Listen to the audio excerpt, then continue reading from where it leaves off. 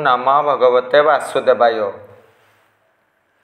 भक्त शरण आध्यात्मिक चैनल को मोर प्रिय भाई भौणी मानू गुरुजन मानू अनंत कोटि प्रणाम जणी मु श्री भक्त वत्सल प्रधान आज ओडिया भागवत अर्धांगिनी उपर सुंदर पदटे रही परम विष्णु भक्त जगन्नाथ दास रचना करिसंती।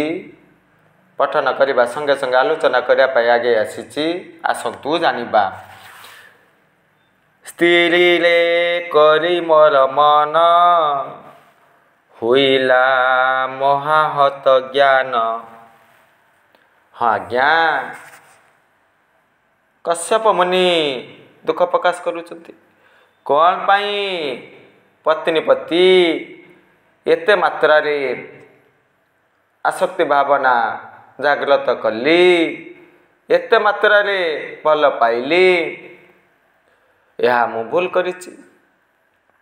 करिछि ना। नारी तांकर माया किए बा जानिबो।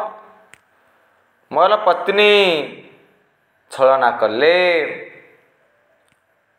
सुंदर भावरे सेवा जत्न नेले मु भाबिली मु तांकर पति सेतिपाई मते ये सब कार्य करूचंती भल पाउचंती किंतु मूल लक्ष्य रही मोर एभली संतानर आवश्यकता रही अदितिंकर पुत्र इंद्रदेव को बध करिब बल मागी नेले ना। द्वितीय जितेबाला यही कामना रखिले निश्चित भाव में कश्यप मुनि बल प्रदान करेंगे। हाँ वंशवन व्रत पालन कर यही व्रत जदि सफलता हासिल करिब सुसंतान जात हेब निश्चित भाव में इंद्रदेव को बध करिब।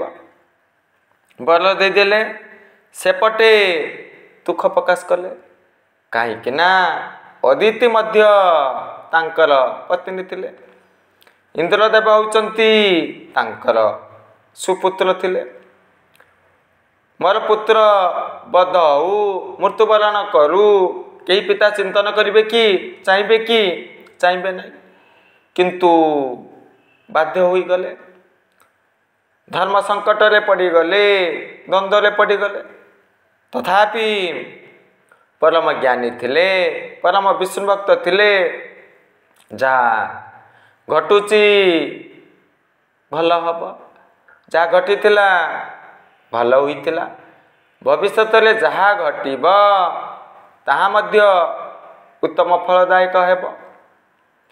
वर्तमान रे जहा किछि घटुची ताहा मध्य ईश्वरଙ୍କ इच्छा रे घटुची।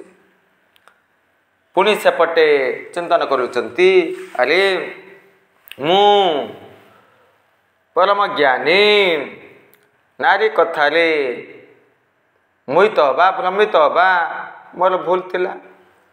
मो आध्यात्मिक ज्ञान हासिल करिछि परम विष्णु भक्त देख यही नारी यही पत्नी यही अर्धांगिनी मोहित करदेला मोर ज्ञान को हरण करनेला जहा फल रे मु कुकर्म कली कौन पाई मु मोहित होई गली कौन पाई मु भ्रमित होई गली। हाँ यही नारी मधुर मधुर कथा सामना रे कही पारंती पछरु छुरी मार पारंती पछरु किछि भी विघ्न करि पारंती। तेणु निश्चित भाव में ये सबू चिंतन करिबार थिला कौन पाई मु एभली कार्य कली एभली भाव में कश्यप मुनि चिंतन करुथिले। देखंतु प्रभु श्रीराम भल भाव में जानिथिले सन्नमूर्ग रहिबा असंभव सीता मातांकर कथारे मोहित होई गले धरिबा पई चेष्टा करिथिले ना। विष्णुर माया गोचर जई भ्रमंती ब्रह्मासुर नारी मानकर स्वभाव तो यह अल्पके संतुष्ट हेबे नहीं, ईर्षा गुण को धारण करिबे, कुकर्म रे लिप्त रहिबे। किंतु मु विशेष भाव में चिंतन करी कार्य करिबार थिला। एही भली भाव में कश्यप चिंतन करुथिले, मौन व्रत पालन करुथिले। भगवान आपणकर ए संसार आपण मते सुरक्षा प्रदान करंतु, मु आपणकर भक्त। एही भली प्रसंग रहिथिला। तेबे चिंतन करंतु कली जुगर अर्धांगिनी उपरे कौन बा कहबा। हाँ, एभली भाव में पतिदेव को आयतले रखिचंती, वशीभूत करिचंती जे पतिदेव किछि भी करि पारु नाहंती। आईन रो आश्रय नेले पतिदेवंकर पराजय सुनिश्चित। पुणी सेई नारी ईर्षा गुण को धारण करती, लुभी तम गुण को धारण करती, पतिदेव को बाध्य करती। हाँ, यथेष्ट धन संपत्तिर आवश्यकता रही,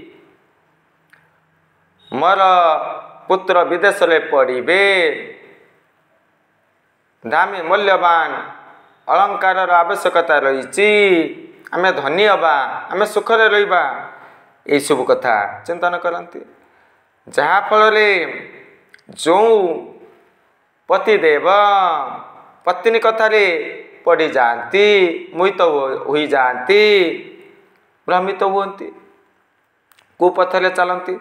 जो माने मोहित हुअन्ति नहीं, भ्रमित हुअन्ति नहीं, निश्चित भाव में सत्वगुणर प्रसार घटिब, ईश्वरमुखी होइजिबे, आध्यात्मिक ज्ञान हासिल करिबे।